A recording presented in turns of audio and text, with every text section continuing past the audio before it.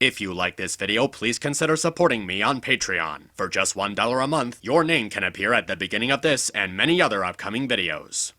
It just seems a pity for unicorns to waste their talents on something so inconsequential. Unicorns wield magic. We are the most powerful ponies in the land. They weren't even trying to be subtle with that one.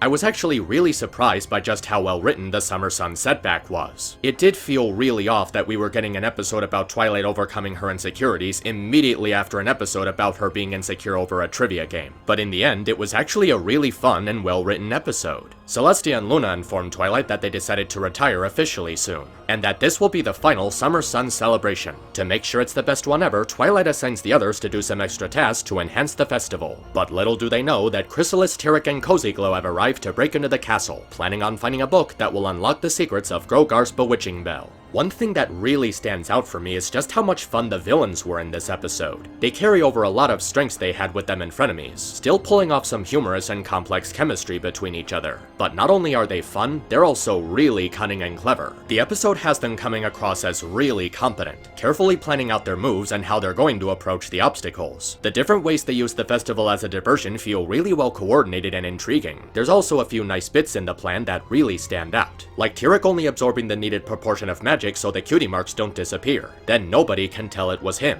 Chrysalis in particular comes across as a really good leader to them. She keeps the partners in check, directs the schemes to get into the castle, and at the end of the episode she keeps the group focused on their goal instead of getting distracted by personal ideals. It's really nice to see her in a commanding role after her character was going through a psychotic phase in previous episodes, and the ending gives the trio a really good sense of progression. They worked as a team to achieve a common goal and succeeded while duping the heroes without being noticed. And even if they didn't succeed at messing up the festival, that wasn't their goal. They successfully inconvenience the good guys and obtain the source of power they were looking for, showing just how threatening they can be when they cooperate. The other characters get some fun bits in this episode too. We have Fluttershy being a mentor to another anxious pony, teaching him to take deep breaths and being there to comfort him when he gets overwhelmed. It really feels like she's grown over time and is passing down her experiences to somebody else who needs it. We also get some pretty good exchanges between Spike and Rarity that thankfully doesn't rely on his crush on her. It's like the staff are moving away from it since it's gotten so old and are now allowing an actual dynamic between the two. Pinkie gets to be a doctor, Rainbow Dash gets to do some weather patrol, and I especially love AJ's meta moment complaining that no one listens to her. She's literally calling out the show itself for being treated as a background character, and it's one of her greatest moments in the entire show.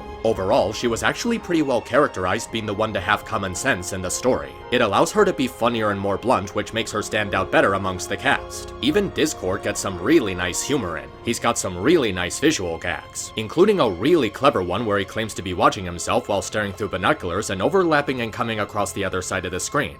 He even goes so far as to completely destroy the fourth wall with the TV static room. I haven't seen a fourth wall break that clever since Ed, Edd, and Eddy. I also really like how he points out that he could magically fix all the problems at the festival but doesn't do it, while suggesting that the main seven go through actual character growth. It's basically his way of teaching them to not be so reliant on him, which makes for an important challenge for them since they're gonna be ruling Equestria soon. And in spite of it feeling off from last week's episode, Twilight has some really good character growth here. I honestly thought there was going to be a scene where she ended up freaking out and it was just going to be another panic attack, but she actually stays calm and demonstrates a sense of maturity. They actually acknowledge that she was freaking out at the trivia game and that it's an exception to how much she's been working on her mood swings. And throughout the episode, she remains level-headed and doesn't allow herself to get overwhelmed. It's weird, but also amazing just how quickly she managed to overcome her anxiety. Now she feels like an actual leader, taking proper steps to resolve an issue and proving to her friends that she can control her impulses. Her progression into a more high-ruling role doesn't feel forced like in some previous episodes, and she's truly centered herself and found an actual calm phase, making a turn for the better. Her ending speech was also a pretty deep moment. She reminds everyone of how much Celestia and Luna have done for Equestria and how they can still build a better future without their leadership because of how much they influence them.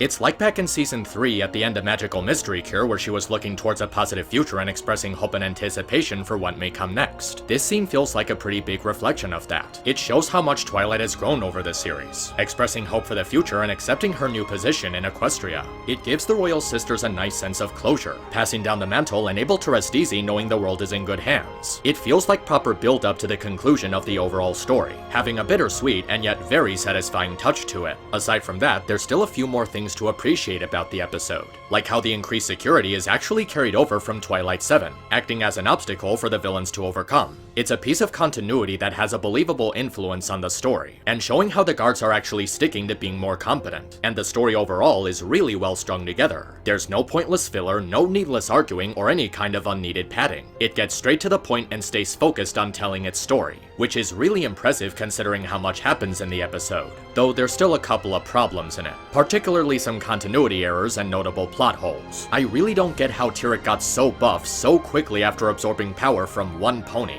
From what I remember, he had to absorb power from an entire group of ponies in order to get that strong. Now he suddenly has this big leap in strength. And at the end of the episode, they talk about how easy it was to turn the different pony races on each other when that actually didn't happen. I mean, yeah, they got the unicorns to act snotty, but no actual conflict ever occurred between the three pony races. Maybe they had something else in mind, but nothing that really ties into the Wendigo appearing in the trailer. But the biggest problem is how this royal guard never tells anyone how both Cozy Glow and Tyrek escaped from Tartarus. Seriously, both of them threatened Equestria on a countrywide scale and their threat level was immense. Even if he wasn't there to apprehend Cozy Glow, I'm pretty sure he would recognize Tyrek for infamously absorbing the magic of all the ponies in the land.